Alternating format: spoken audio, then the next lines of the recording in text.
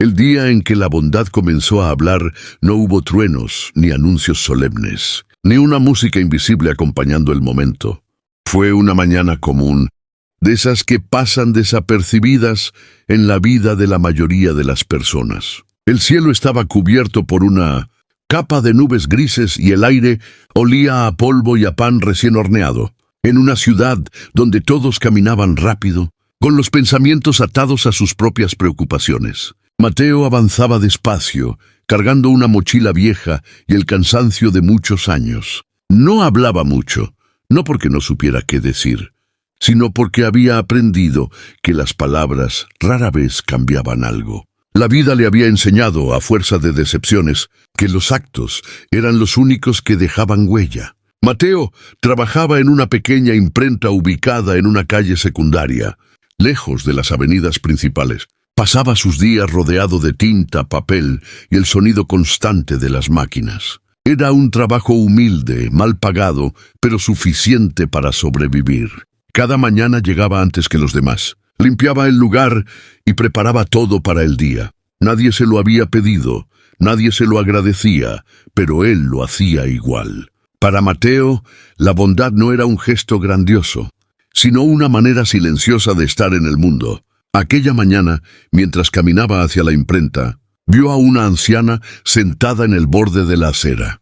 Su cuerpo era pequeño y encorvado, y sus manos temblaban mientras intentaba sostener una bolsa rota de la que se escapaban algunas naranjas. La gente pasaba a su lado sin mirarla, como si fuera parte del paisaje urbano. Mateo se detuvo, dejó su mochila en el suelo y se arrodilló para recoger las frutas. No dijo nada. La anciana lo observó con ojos cansados, sorprendida por aquel gesto inesperado. «Gracias, hijo», murmuró ella con una voz apenas audible. Mateo sonrió, acomodó las naranjas en una bolsa nueva que llevaba consigo y ayudó a la mujer a ponerse de pie. Luego siguió su camino, sin esperar reconocimiento ni recompensa. Para él, aquel acto no tenía importancia, pero para la anciana significó algo distinto. Durante el resto del día, ella recordó esas manos jóvenes que se habían detenido cuando nadie más lo hizo. En la imprenta, el día transcurrió como siempre. El jefe llegó tarde y de mal humor. Los compañeros se quejaban del salario y de la rutina, y las máquinas no dejaban de fallar.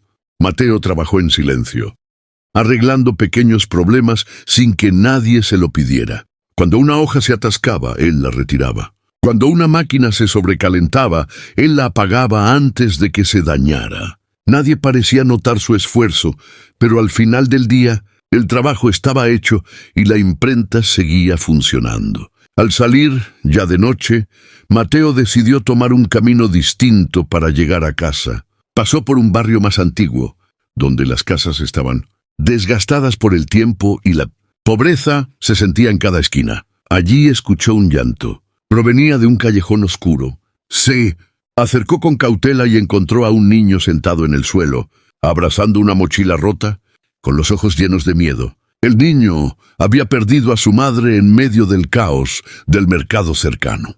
No sabía cómo volver a casa y no tenía a quien pedir ayuda. Mateo se sentó a su lado, le ofreció un poco de agua y esperó a que se calmara. No le hizo preguntas innecesarias, no lo apuró. Simplemente estuvo allí, presente como un ancla en medio de la tormenta.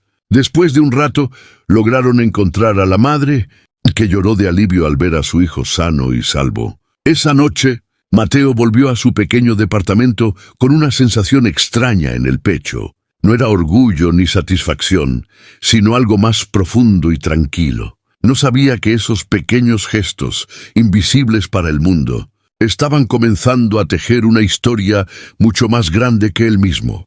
Con el paso de los días, los actos silenciosos de Mateo comenzaron a resonar de maneras inesperadas.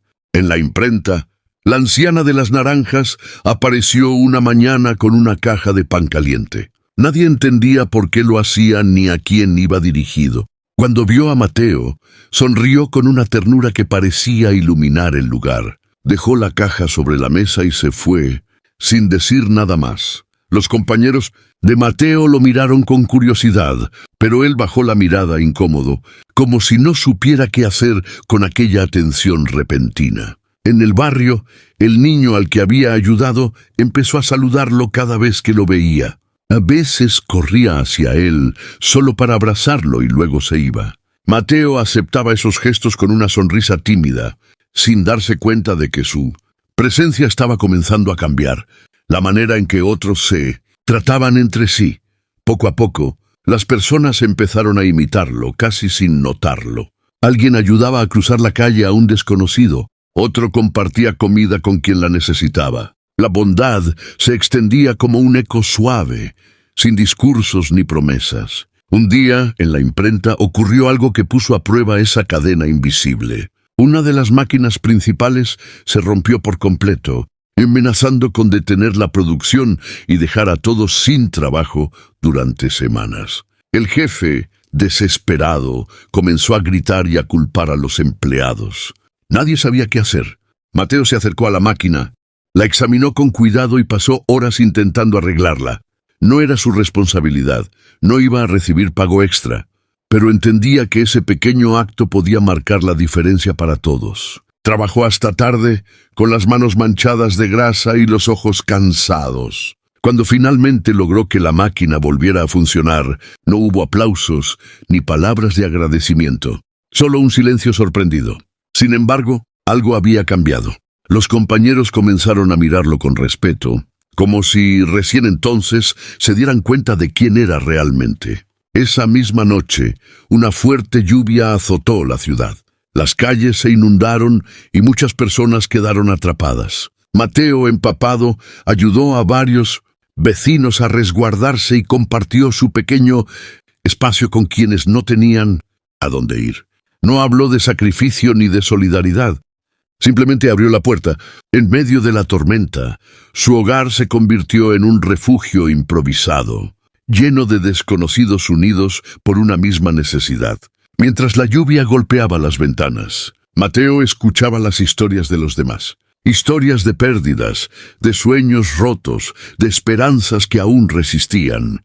Se dio cuenta de que, aunque las palabras a veces fallaban, la simple presencia, la escucha y el gesto sincero podían decir mucho más que cualquier discurso. Con el tiempo, la historia de aquel hombre silencioso comenzó a circular por la ciudad, no como una leyenda grandiosa, sino como un susurro que viajaba de boca en boca. La gente hablaba del joven que ayudaba sin esperar nada, del trabajador que arreglaba lo que nadie más quería arreglar, del vecino que abría su casa en medio de la tormenta. Mateo no se reconocía en esas historias. Para él, seguía siendo el mismo de siempre. Un día, una periodista local decidió escribir sobre esos pequeños actos que estaban cambiando el ambiente del barrio. Buscó a Mateo para entrevistarlo, pero él se negó. No quería protagonismo, no quería palabras que deformaran lo simple. Sin embargo, la periodista decidió escribir igual, no sobre él, sino sobre la cadena de bondad que se había formado. Habló de la anciana que ahora ayudaba en un comedor comunitario, del niño que enseñaba a otros a no tener miedo, de los vecinos que se organizaban para apoyarse mutuamente. Mateo leyó el artículo en silencio, sentado en un banco del parque. Se dio cuenta de que, aunque no había hablado, su manera de actuar había inspirado a otros a hacer lo mismo. Comprendió que la bondad no necesitaba voz para ser escuchada. Era un lenguaje universal, capaz de cruzar barreras que las palabras no podían. Sin embargo, no todo era fácil.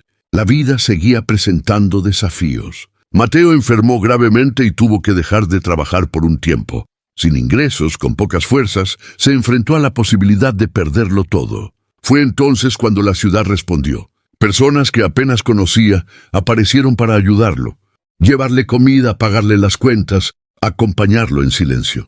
Aquellos gestos eran el reflejo de lo que él había sembrado sin darse cuenta. Durante las largas noches de enfermedad, Mateo reflexionaba sobre su vida. Recordaba cada pequeño acto, cada decisión silenciosa. Comprendió que la bondad no había sido solo algo que daba a los demás, sino algo que también lo había sostenido a él en los momentos más oscuros. Cuando Mateo se recuperó, la ciudad ya no era la misma. Tampoco él. Caminaba por las calles y veía sonrisas, gestos de complicidad, una calma distinta. No era un lugar perfecto, pero había aprendido a cuidarse a sí mismo a través de las personas que la habitaban. Mateo volvió a la imprenta, donde lo recibieron con un respeto genuino. Ya no era invisible. Un día, mientras caminaba al atardecer, volvió a ver a la anciana de las naranjas, al niño del mercado, a los vecinos de la noche de lluvia. Todos estaban allí, no para agradecerle con palabras, sino para compartir un momento. Se sentaron juntos en silencio, observando cómo el sol se escondía detrás de los edificios. Mateo entendió entonces que la bondad había hablado más fuerte que cualquier discurso. Había cambiado vidas, había creado lazos, había transformado un lugar entero sin necesidad de promesas ni declaraciones. En un mundo lleno de ruido, su silencio había sido el mensaje más claro de todos. Y así, sin darse cuenta, Mateo dejó una huella profunda, no en libros ni en monumentos, sino en los corazones de quienes aprendieron, gracias a él, que a veces el acto más pequeño puede ser la voz más poderosa.